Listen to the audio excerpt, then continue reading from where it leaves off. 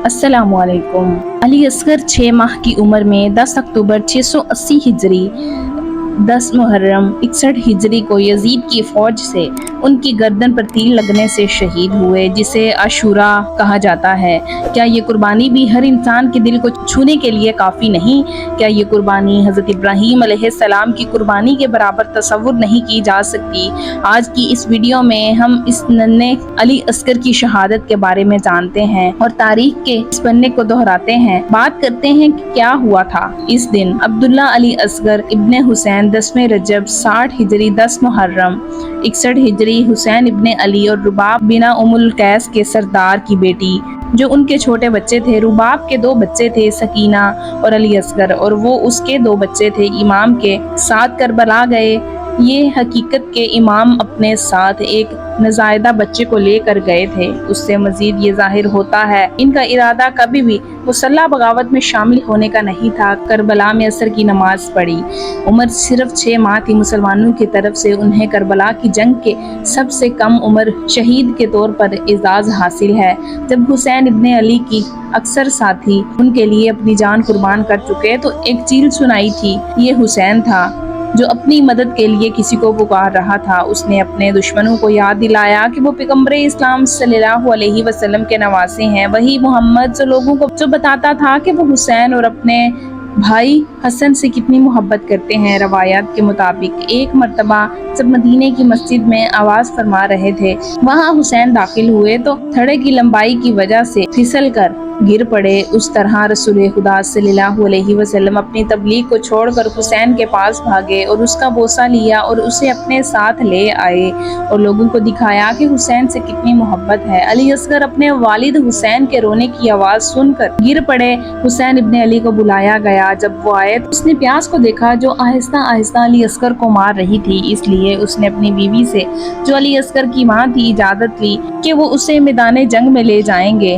और अपने दुश्मनों से पानी मांगेंगे। इमाम हुसैन उम्मे बीबी रुबाब के खेमे में चले गए। रुबाब ने उनसे कहा, मैं इसे यजीद की फौज में लेके जाऊंगा। यकीनन वो इस नन्हे बच्चे को पानी के चंद कतरों से इनकार नहीं कर सकते। रुबाब ने अली असगर के कपड़े बदले, यहाँ तक कि उसने उसके सर पर एक छोटी पगड़ी भी बांध दी। किसी भी दूसरी माँ की तरह वो चाहती थी कि उसका बेटा अजनबियों के सामने अपनी बेहतरीन चीज देखे।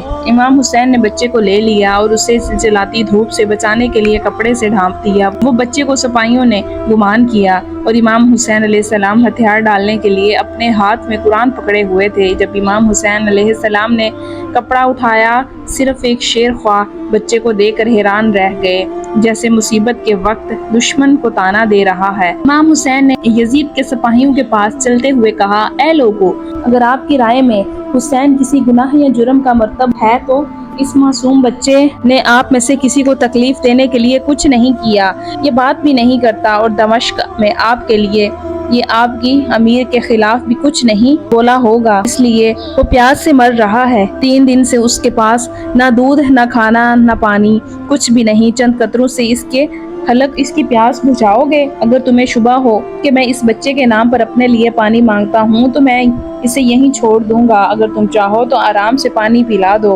प्यास बुझाकर मुझे वापस कर दो। ये देखकर दुश्मन के कई सिपाही हिल गए और हमदर्दी की आवाज़ सुनाई दी। उमर बिन साद ख्यालात की संगीनी को भांप लिया और कहा कि ये तो सिपाहियों में बगावत पड़ने वाली है, और कहा, सिपाहियों से होशियार रहो, हुसैन अलैहिस्सलाम के कलाम से धोखा ना खाओ। वो आपको सिर्फ अपने लिए पानी लेने के लिए धोखा दे रहा है। यहाँ तक कि अगर हुसैन को सिर्फ एक बूंद पानी मिल जाए तो उससे और फिर से तवाना हो जाएगा और हम में से ये लोग जान से हाथ धो बैठेंगे। इतना खौफ था इमाम हुसैन अलैहिस्सलाम का दूसरों पर। इमाम हुसैन अलैहिस्सलाम ने जवाब दिया कि मैं सिर्फ इस बच्चे के लिए पानी मांगता हूँ जिसकी हालत और तकलीफ तेरे सामने है, जो कि तुम्हें अंदेशा है कि मैं खुद पानी पी लूंगा, इसलिए मैं इस बच्चे को जमीन पर रख रहा हूँ ताकि तुम खुद इस बच्चे को लेकर इसकी प्यास बुझाओ। तलबे बात यह है कि इमाम हुसैन की मदद की दरख्वास्त इसलिए नहीं थी कि उनकी जिंदा रहने की उम्मीद थी, बल्कि इसलिए कि वो ये जाहिर करना चाहते थे कि उनके इर्द गिरने वाले तंग दिल और जालिम हैं, और उस वक्त कोई भी ऐसा नहीं था जो जुल्म और जबर की हमायत में जमा होने वाले लश्कर के मुकाबले में तन्हा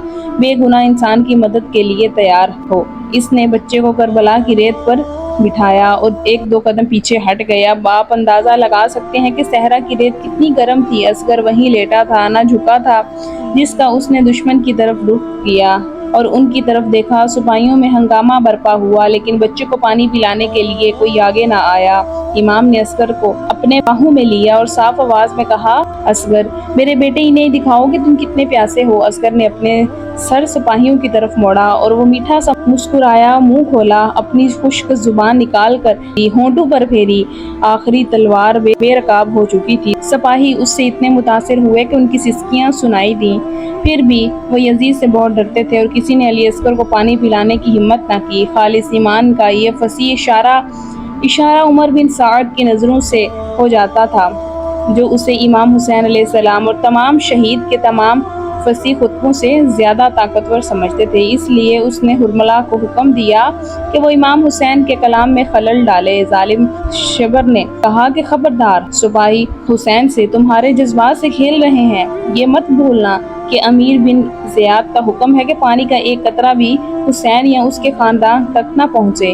اس کے حکم کو کوئی بھی نافرمانی اور اس ادا کی دعوت دے گی تو ایسا لگتا ہے کہ اصغر یزید کی طاقتوں کے خلاف ارائی میں فتح یاب ہو رہا ہے۔ اس نے مشہور تیر انداز حرملہ کی طرف دیکھا اور کہا، خاموش ہو جاؤ حسین، میرے خوفناک واقعہ ہوا اور مولا نے کمان اٹھا لی۔ تیر کا نشانہ بچے کی طرف تھا۔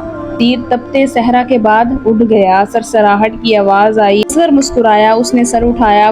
کوئی مذہب ذہن سوچ بھی نہیں سکتا تھا کہ آگے کیا ہوا۔ سسکی کی آواز بلند ہوئی۔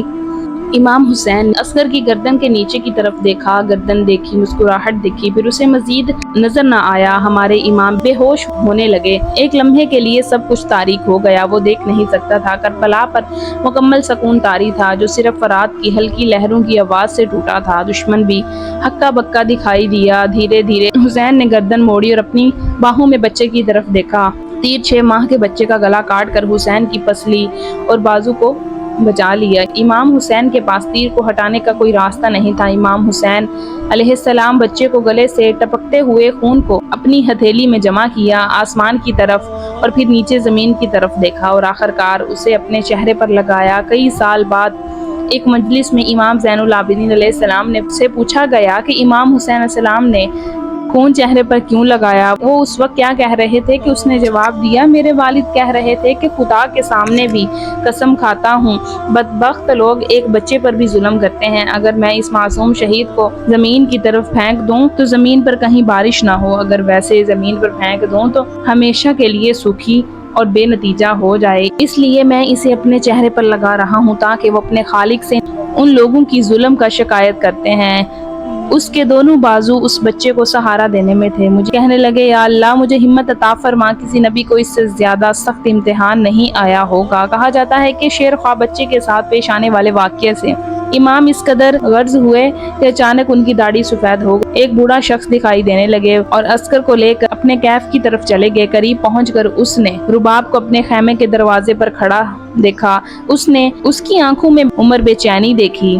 ہمارے امام اپنی پوری طاقت کھوئے دکھائی دے رہے تھے۔ وہ بی بی رباب کی طرف آگے کی طرف چل کر ابھی ماں کے پاس کیسے لے جائیں گے؟ وہ پیچھے ہٹے، رک گیا اور سوچا کہ بچے کو اپنی ماں کے پاس لے جانا چاہیے۔ اس نے دوبارہ 7 قدم آگے بڑھائے۔ وہ ماں کے پاس لے گئے، چہرے کی طرف دیکھا اور چینک کر بولی، کیا یہ میرے بیٹے کے ساتھ کیا ہوا؟ اسے مارنے سے پہلے ایک قطرہ پانی بھی نہیں پلایا۔ امام حسین نے فرمایا، میں نے ان سے التجا کی کہ اسے پانی پلائیں، لیکن انہوں نے اس سے خون سے بھیگ دیا۔ چنانچہ وہ تلوار سے قبر کھود کر اپنے بیٹے کو صحرا کی جلتی ریت میں اسے دفن کر بیٹھے۔ اس کے بعد اس نے نظر اٹھا کر کہا کہ اے قادر مطلق، گواہی دے کہ میں نے آخری دم تک اپنا فرض ادا کیا۔ جب حسین کا سر قلم کیا گیا تو ابن زیاد نے اعلان کیا کہ جو کوئی حسین کے تمام ساتھیوں کے کٹے ہوئے سر لائے گا اسے انعام دیا جائے گا۔ بالآخر تمام حسین کے ساتھیوں کے سخت سروں کو کٹا لایا گیا۔ ابن زیاد نے 6 ماہ کے بچے اور حرملہ کے سر کے بارے میں سوال کیا، اسے قتل کیا گیا۔ یزید کی فوج میں سے ایک نے بیان کیا کہ اس نے حسین ابن علی کو اپنے بیٹے کو دفن کرتے دیکھا۔ اللہ اکبر۔ پیارے ناظرین، آپ نے یہ واقعہ دیکھا کہ علی اصغر کو کس طرح شہید کیا گیا، کس طرح کا واقعہ تھا۔ یہ واقعہ بہت ڈیٹیل ہے، اپنی ویڈیو میں میں آپ کو اس کے بارے میں مزید انفارمیشنز دوں گی۔ پھر کیا ہوا، ملتے ہیں نیکسٹ ویڈیو میں۔ جب تک کے لیے ہمیں اجازت دیجیے، اللہ حافظ۔